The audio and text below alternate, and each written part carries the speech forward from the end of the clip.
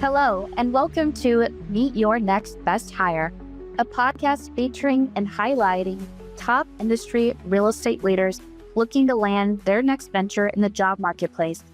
I'm Kelsi Cory, your host. With over a decade of real estate executive search and recruiting experience, and the founder of Cory Executive Recruiting and Leaders on Deck, I've had the unique privilege of partnering with top real estate firms to recruit and place high-level leaders across the country. In this podcast, we will have the amazing opportunity to hear top real estate industry leaders sharing their career stories, leadership and management style, and ultimately what they're known for in their craft. I can't wait to dive in and connect you with the best talent in the marketplace. Let's dive in together. Hey everybody, welcome to the show, Meet Your Next Best Hire. I have Cheryl King with us today. I was so excited to have you on the show to talk more about your industry expertise, all the things that you bring value. And when we did the feature on you, it was really cool to see how many people were super supportive of you. That just shows us here at Cory the impact that you've been making in the industry throughout all of your incredible tenure. And I can't wait to dive in to hear more of your story on a personal level to share with our entire network here on the Cory platform. And so this is Cheryl King. She is a vice president of business transformation. She's looking for her next best venture out there. So Cheryl, thank you so much for spending some quality time with us today. I appreciate you. Well, thank you. And thank you for inviting me to be your guest. I know we have some things to talk about today, but I can't tell you how much I appreciate, the energy and the resources you're bringing to, job placement in SFR. So thank you. Yes, it's so cool too, because when we get to talk to industry leaders like you, SFR is emerging. I mean, all of the real estate classes, right, is something that we love so dearly. And I'm sure we share a lot of sentiment in terms of this industry is so special because it's so centered around people, our residents, and big purpose of why we do it. I want to dive into an icebreaker question of what is something that none of us would probably know about you that you'd be willing to share? I was a gymnast in high school, state champion. Oh, wow. A state champion. That's incredible. How long did you start? Did you end after high school or did you kind of still continue on? I ended after high school. Oh, bummer. Yes. My sister, she loves gymnastics. And so we would always go to, I had to go to all her meets. I had to go to everything that she was doing. And it was so incredible. I just did not have the talent to do that. And I think it's inspiring whenever people can go out there and make it happen. What was your favorite part? Was it the bar? Was it the beam, the floor? It was the beam and the horse. It was like being able to fly. I just loved, and you didn't know any different then. It was just natural. Yes. I mean, to be a state champion, I mean, that would be a pretty big deal. I love the fact that you were able to dive into that, and let's get into it. So I'm curious, can you share with us a little bit more? What's your backstory? How did you get into the industry, and what ultimately made you decide, I'm going to stick with this? It's an interesting story, and thank you for asking. Initially, I was thinking about law school, and I was working with a firm that presented an opportunity to join an international team with CBRE in their Shanghai office. And I thought, law school can wait. How often do you have an opportunity to go to a foreign country? And I just really got the bug for real estate, and I realized that I love the art of the deal. And that as a lawyer, I would be documenting someone else's ideas. And so I just fell in love with real estate.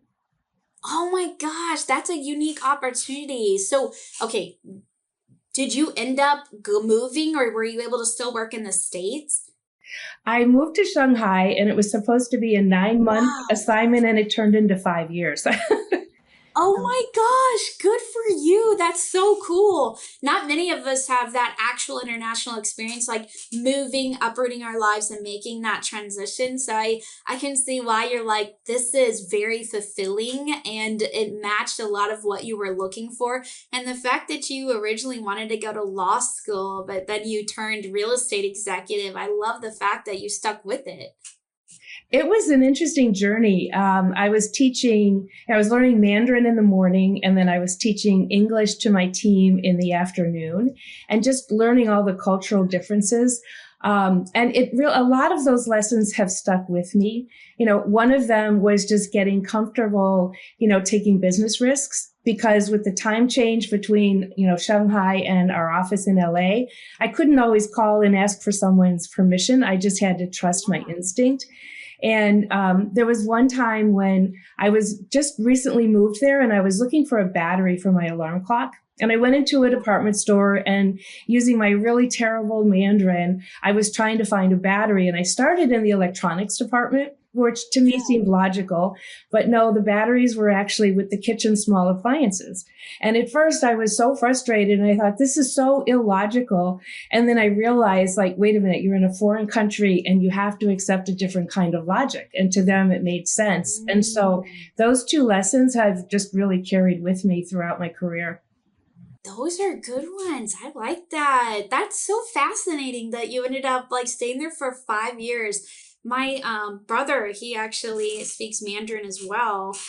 He learned it, and I'm actually, this was kind of funny, but where I live right in my area, it's very diverse. It's heavy Asian culture. And so my little 18-month-old is going to go to a fully immersed Mandarin school. So I'm just we'll see. Maybe she'll pick up the language. I don't know. But I love the fact that you were willing to fly and then move your life, start your career, learn some Mandarin. Can you still speak some of it today? I can, yes. I can have some fun with people when they don't think I understand. I've lost a lot of the more complex, but it's different because the sentence structure is so different too. It's opposite of, we'll say, where is the store? And they'll say, the store is where. And so I can understand a lot more, but I don't use it as much in conversation. But I think that's awesome that you're going to have your daughter have that experience, because just learning another language, you learn a lot about the culture too. And it will carry forward with her to just understand, there's different ways of thinking of things. Yes. Wow. That's so cool. I love the fact that you shared that with us. And of course, that goes into our next question, which is, what are you known for in your craft, Cheryl? Can you share that with us? And then also highlight maybe one or two strengths that you bring to the table. Sure. Thank you. It's interesting. We talk about business transformation, and that wasn't something that I naturally thought of, because when people describe me, they think about, scaling operations, generating revenue, and then, building and growing teams. And so I realized that really what's the common thread in what I've done is just transforming businesses as well as transforming people. And I really enjoy that. In real estate, we tend to think a lot about our physical assets. What is the quality of the assets? When should we buy? Where should we sell? But what I've come to realize is that, our human capital is also just as important, because if your team understands and believes in the vision, they'll go the extra mile and everything will fall into place. And then your customer satisfaction scores and their engagement are higher as well. So you can't have the, growing and scaling the company or revenue without having that engagement of your team. Yes, 100%. So that's really your expertise, your craft, is being able to match the two, bring them together, and see what transforms through that. And honestly, the human capital side is something that I think sometimes can get lost in the way. And then when you scale and grow and evolve, it's unfortunately, sometimes the people can get left behind. So it's amazing to know that we have leaders like you out in the forefront saying, hey, if we want to get to where we want to go, we really have to make sure that we're bringing our people along the way and not just so focused on the business assets and really thinking about the people assets. Yes. And, when I've had great mentors too throughout my career. And I feel like that's part of my role, is to pay it forward. And one of my mentors had an annual leadership event. And one year he brought in Captain Abershoff to come and talk with us. Have you heard of his book, It's Your Ship? No, I haven't. So he was placed in command of a Navy aircraft carrier that had the highest turnover rate in the Navy. And it was a rather daunting task. And so, what he said, his first actions were to listen aggressively and see the ship through the crew's eyes. And again, Ooh. so I thought, that was so meaningful to me to hear him talk about this experience with how do you turn around a ship of 300 people? And he spent the time interviewing every individual person. And at that time, he would use note cards. Now we'd use an iPad, but he had note cards and he got to know everyone. And I found that that's really just as important as the other things that I bring to the table is just understanding the team, because they're the ones that really can tell you where all the gaps are. I can come in as a new leader and I can have all the ideas of how we're going to, transition and grow, but they're the ones that can say, well, you might want to think about this. And if you make it personal to them, again, they will just really be engaged. And that's so important to me. Yes, like you get their buy-in. They feel like they're part of the change that's happening. And I think that's so smart. I'll have to look into that book. What was it called? It's called It's Your Ship. It's Your Ship. Okay, I'm going to look into that. I love that. And let's talk a little bit about a couple strengths that you bring to the table. I know we highlighted a few things, but getting more specific, what would you share with us? So, to me, businesses are like a Rubik's Cube. You have to figure out your people, processes, your technology. And when they're all aligned, that's when you find success. And so I'm very good at just mapping out processes by interviewing people. And I feel like this is kind of like turning into a book club, but another book that I'm a big fan of is Traction. And it's the entrepreneurial operating system. And another mentor recommended that book to me. And, it starts with what is the vision. You have to have the vision. You have to clarify it. And so I feel that that's something that I bring to any organization is being able to figure that out. And then just, I've talked a lot about the human capital, but, my current role, I was asked to transition a team, like everyone in SFR right now, the, interest rate changes in 2022 impacted all of us. And so we've moved from acquisitions to optimizing operations. That's another buzzword that we all have. But, we're also looking at our portfolios. And so I was asked to transition a team from acquisition focused to disposition focused. And it's very different. When you're acquisitions, you're an individual contributor, you have your buy box, and you go hunt. And when it's dispositions, now you're unwinding all of those operational efficiencies that have been put in place. So it takes a little bit different mindset. And so I worked with our managers and our L&D department, and we retrained the team. And we were initially working off Excel spreadsheets, and we built out a platform. And, together we sold 3,000 properties, all on MLS. Wow. And I don't think any other institution's done that without portfolio sales, but it just shows how people, process, and technology, and the team really bought into it. At first, they were really skeptical. Is this really going to work? And, everyone was hopeful acquisitions would come back. And now the team really enjoys dispositions, which so it's win-win. We all want those win-win situations. And so we sold some properties for the organization, we generated revenue, and we created a really strong team. I love it. I love it. It's really being able to work on both sides of the market and how do you get creative. And like you said, it's interesting. It's like it's a totally different mindset. And then you're able to duplicate and bring confidence to your teams so that they can also gain a lot of that same skill set that you were able to acquire. So kudos to you. 3,000, that's a lot. And that naturally goes into our last question, which I know we kind of talked about it throughout this conversation, but how would you describe your leadership management style and how has that impacted the bottom line? So, it's really a hybrid because in my roles, a lot of it is change management. You can't transform a business without change management. And so initially, it's, transformational, understanding what are the gaps and having the C-suite agree on what the vision is, which sounds easier than one would think.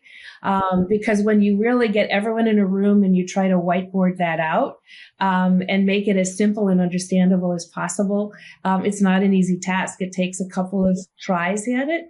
And so it's transformational. But then once you have that clear vision and you have leadership aligned, then it's the coaching. You have to coach the team and mentor them because change is hard. And as humans, we resist it. We don't like it. So you have to find a way. And that's where I go back to, it's your ship. You have to make it personal. What is important to that person? How do they understand, the benefit for them and their personal growth as well as the organization? I love the fact that you, throughout your years, the mentorship that you've acquired, you then pass that on to your teams and just the organizations that you partner with. I can see you've acquired so much knowledge throughout just like the beginning of your career being in, Shanghai, working in a whole different country and bringing that forward to where you are today. And of course, like I know we could probably talk so much more at length, but what's the best way for folks to get a hold of you, to get connected with you? Can you share a little bit more about that with us, Cheryl? Sure. I mean, networking is so important. And, I would love to hear from people who have questions or just to learn about them. LinkedIn is a great source, and my email address and my mobile number are on LinkedIn. So that's the best way.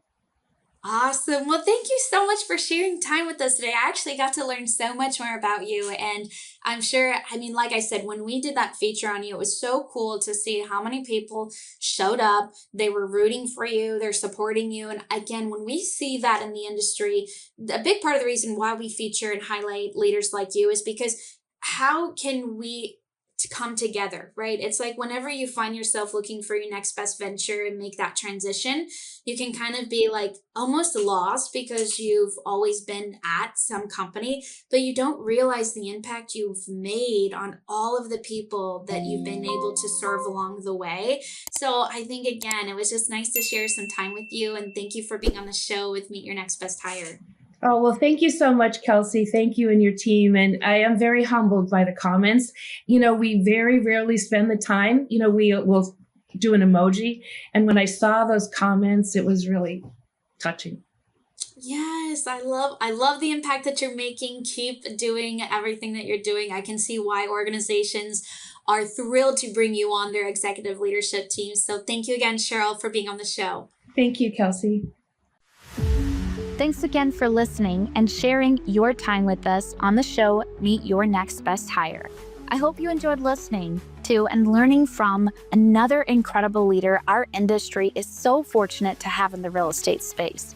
If you're a high-level leader within the diverse real estate industry and looking to land your next best venture and would love to share your story from your own voice and perspective, then be sure to check out our firm at Cory Executive Recruiting and Leaders on Deck via coryexecutive.com. Our mission is to continue to be trailblazers within the recruitment space and bring meaningful leaders to the forefront to drive growth and empower people. If you enjoyed this session, please like, comment, and subscribe to support us and our partners at Multifamily Media Network. Stay tuned and come join us on our journey